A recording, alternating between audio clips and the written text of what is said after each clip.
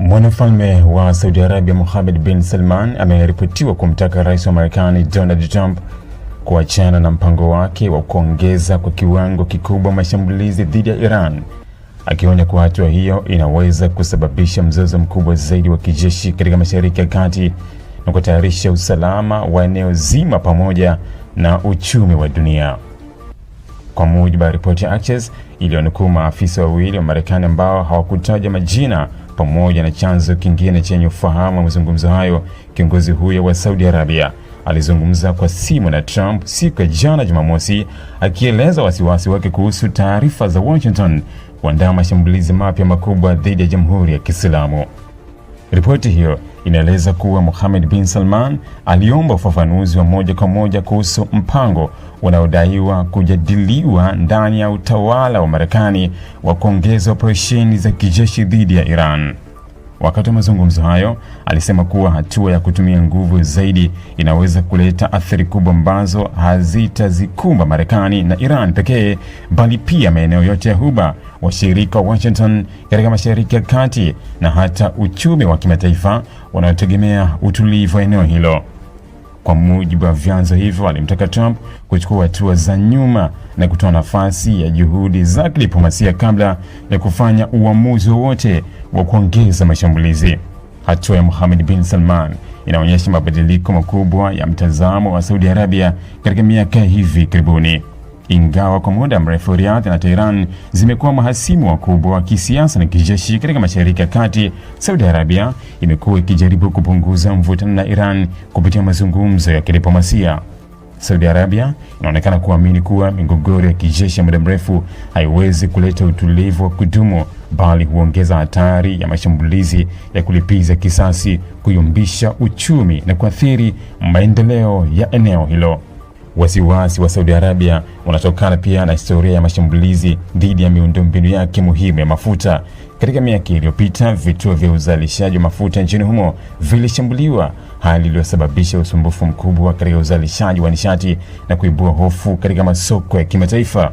Kutokana na uzoefu huo, Riyadh inaona kuwa vita vipya kati ya Marekani na Iran vinaweza kuifanya tena kuwa mojawapo ya walengwa wa mashambulizi ya kulipiza kisasi, ama moja kwa moja au kupitia makundi yenye uhusiano na Iran katika eneo la Mashariki ya Kati.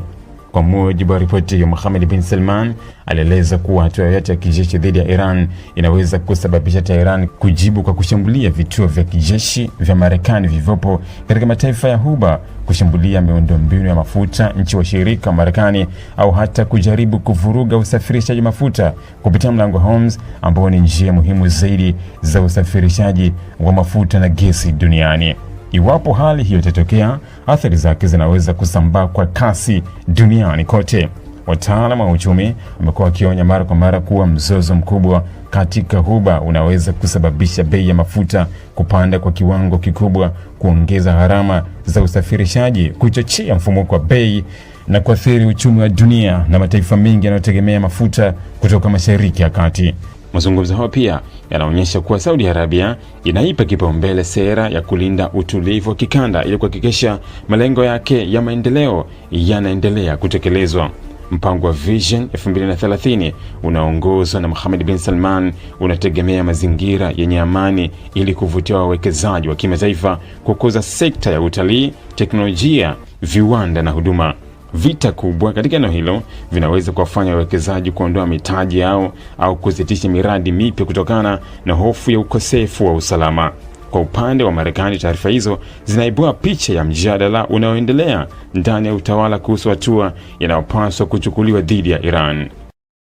Israel imeweka vikosi vyake vya usalama katika hali ya juu ya utayari kutokana na hofu kwamba Iran inaweza kurusha makombora ya masafa marefu kuelekea nchini humo ikiwa Marekani itaanzisha mashambulizi mapya dhidi ya Iran, hata kama jeshi la ulinzi la Israel halitashiriki moja kwa moja katika awamu ya kwanza ya operesheni hiyo. Taarifa hiyo imeripotiwa na kituo cha television cha Channel 12 ambacho kimesema taasisi za ulinzi wa Israel na usalama zinaendelea kufuatilia kwa karibu kila hatua ya mvutano unaoendelea, huku zikijiandaa kukabiliana na uwezekano wa mashambulizi ghafla kutoka Iran. Ripoti hiyo imeeleza kuwa viongozi wa usalama wa Israel wanaamini kuwa Iran inaweza kuamua kuishambulia Israel moja kwa moja kama sehemu ya kulipiza kisasi dhidi ya Marekani, kwa kuwa Tehran imekuwa ikiitazama Israel kama mshirika mkuu wa Washington katika eneo la Mashariki ya Kati. Kwa mtazamo huo, hata kama ndege au vikosi vya Israel havitahusika katika hatua za mwanzo za mashambulizi ya Marekani, Iran inaweza kuiona Israel kama sehemu ya upande unaoshiriki vita hiyo. Gazeti la Haaretz likinukuu taarifa za CBS pia limesema Israel ipo katika hali ya juu ya utayari, wakati kukiwa na matarajio kwamba Marekani inaweza kuanzisha mashambulizi mapya dhidi ya Iran. Hata hivyo, hadi sasa jeshi la ulinzi la Israel halijatoa tamko rasmi linalothibitisha kuongezwa kwa kiwango cha tahadhari, wala mamlaka ya ulinzi wa raia hajatangaza mabadiliko yoyote ya maelekezo kwa wananchi kuhusu kujikinga na mashambulizi ya makombora au ndege zisizo na rubani. Kutoka kwa tangazo rasmi kwa umma kunamaanisha kuwa maisha kila siku nchini Israel yanaendelea kama kawaida. Shughuli katika uwanja wa ndege wa kimataifa Ben Gurion zinaendelea bila usumbufu mkubwa, huku safari za ndege zikiendelea kuruka na kutua kama ilivyopangwa. Hakuna taarifa rasmi zilizotolewa kuhusu kufutwa kwa safari au kufungwa kwa uwanja huu kutokana na hofu ya mashambulizi. Hata hivyo, Channel 12 imeripoti kuwa katika siku za hivi karibuni kumekuwa na ongezeko la ndege za kijeshi za Marekani za kuongeza mafuta angani zilizowasili au kuelekea Israel. Ndege hizo hutumika kuongeza mafuta kwa ndege za kivita zikiwa angani ili ziweze kufanya operesheni za muda mrefu na katika maeneo ya mbali. Ripoti hiyo imeeleza kuwa ongezeko hilo limeanza kusababisha changamoto za upangaji wa nafasi na shughuli katika uwanja wa ndege wa Ben Gurion kutokana na wingi wa ndege za kijeshi zinazotumia miundombinu hiyo. Lakini pia wakati huo, chombo cha habari cha Iran kinachofanya kazi nje ya Iran kimenukuu shirika la habari la Fars likieleza kuwa Iran imeorodhesha miundombinu muhimu ya nishati katika Mashariki ya Kati ambayo inaweza kuwa mlengwa wa mashambulizi iwapo Marekani itaishambulia. Kwa mujibu wa taarifa hiyo, miongoni mwa maeneo yaliyotajwa ni visima vikubwa vya gesi vya Leviathan pamoja na Tama vya Israel vilivyopo katika bahari ya Mediterania.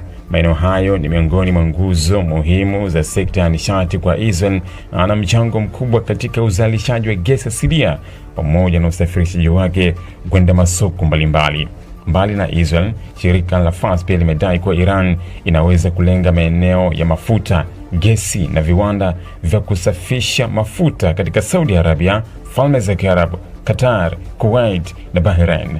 Nchi hizo zina mchango mkubwa katika uzalishaji wa mafuta duniani, hivyo shambulio lolote dhidi ya miundombinu yao linaweza kusababisha athari kubwa katika soko la nishati duniani, kupanda kwa bei za mafuta na kuathiri uchumi wa mataifa mengi. Kauli hizo zinaendana na msimamo ambao Iran imekuwa ikiutoa mara kwa mara kwamba mashambulizi yoyote dhidi yake hatabaki kuwa vita kati yake na Marekani pekee, bali yataenea katika maeneo mbalimbali ya Mashariki ya Kati.